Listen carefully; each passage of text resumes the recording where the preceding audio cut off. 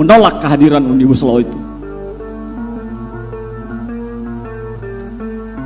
Oleh karena itu, saya mau menitip pesan saja kepada Bapak Ibu anggota DPR, jangan lagi membuat undang-undang yang bertentangan dengan konstitusi. Kalau kalian menetapkan undang-undang bertentangan dengan konstitusi, mending mundur aja deh jadi anggota DPR. Di Senayan, Selasa 23 September 2025, Komisi 9 DPR RI menggelar rapat panja RUU Ketenagakerjaan. Kali ini, wakil rakyat bertemu langsung dengan wakil buruh. Tapi, seperti biasa, buruh yang bicara, DPR yang mencatat, entah dicatat beneran atau cuma formalitas. Muhtar Guntur, perwakilan dari Konfederasi Serikat Nusantara, angkat suara. Pesannya sederhana, jangan asal sahkan undang-undang. Karena sekali salah sahkan, rakyat yang harus bayar harganya. Contoh paling nyata, Omnibus Law. Undang-undang yang katanya untuk kemajuan, tapi justru bikin buruh semakin menderita. Kalau DPR hobi mengesahkan undang-undang tanpa mikir, lama-lama rakyat bisa jadi korban uji coba. Undang-undang keluar, masalah bertambah. Buruh terjepit, pengusaha tepuk tangan. Saya mempertajam saja apa yang disampaikan oleh teman-teman sebelumnya terkait dengan upah.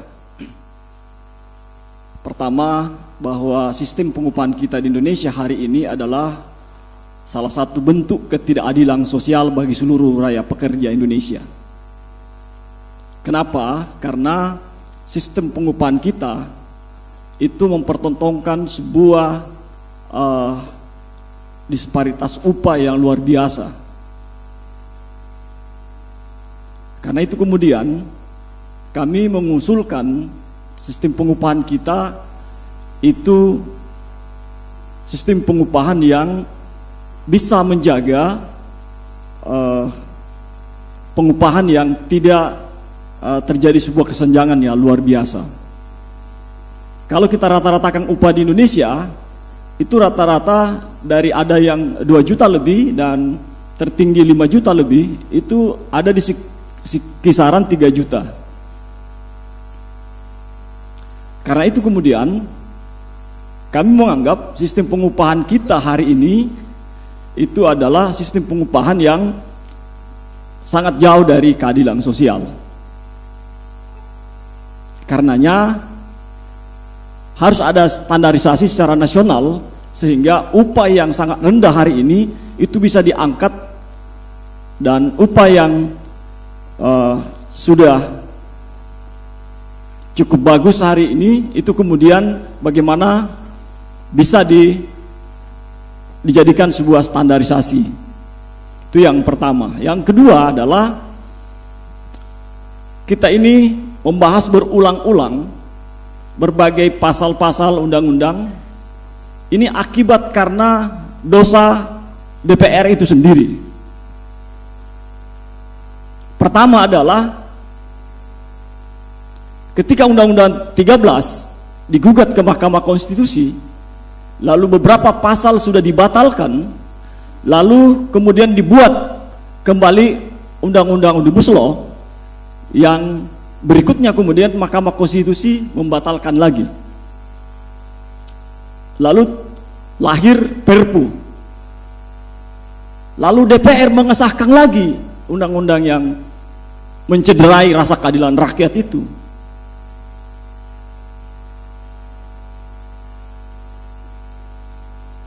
Ini menurutku adalah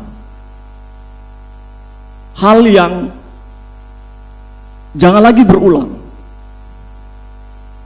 Karena akibat karena pengesahan DPR terkait dengan Undang-Undang Omnibus Law, banyak korban dari berbagai masyarakat, khususnya dari rakyat pekerja yang kemudian menolak kehadiran Omnibus Law itu.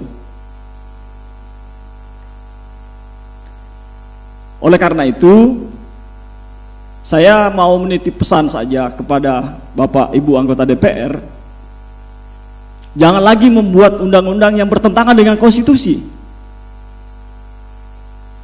Kalau kalian menetapkan undang-undang bertentangan dengan konstitusi, mending mundur aja deh jadi anggota DPR.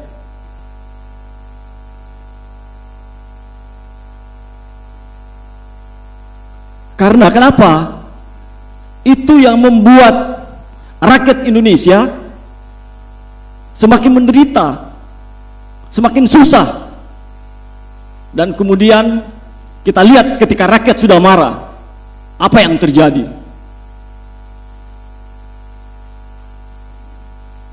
Kenapa bahasan ini saya sampaikan? Supaya ini pesan moral bagi Bapak Ibu anggota DPR. Jangan lagi menetapkan undang-undang yang bertentangan dengan konstitusi. Jangan lagi ada bahasa dari anggota DPR bahwa kalau tidak setuju dengan undang-undang silakan gugat ke Mahkamah Konstitusi. Kalau ada anggota DPR yang berbahasa seperti itu, tidak layak jadi anggota DPR.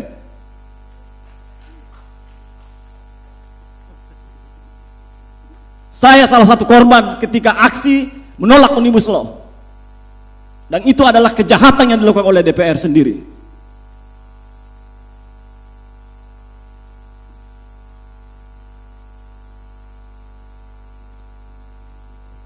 Jadi saya kira itu, sekali lagi Bapak Ibu anggota DPR, kami menyampaikan ini adalah keresahan dari kami sebagai rakyat yang Anda wakili di gedung ini.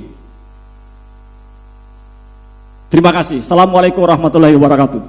Pertanyaannya sekarang, mau dibawa kemana arah legislasi kita? Apakah DPR benar-benar mendengar suara rakyat, atau hanya mendengar bisikan lobi-lobi di belakang layar? Pendapat Guntur di depan para wakil rakyat itu jelas mewakili keresahan banyak orang. Tinggal kita tunggu, apakah suara rakyat kali ini didengar, atau lagi-lagi tenggelam di gedung Megah Senayan? Kalau menurut kalian, pernyataan Guntur ini tepat sasaran atau hanya angin lalu? Tulis pendapat kalian di kolom komentar. Dan jangan lupa, like dan subscribe biar suara rakyat nggak cuma berhenti di ruang rapat.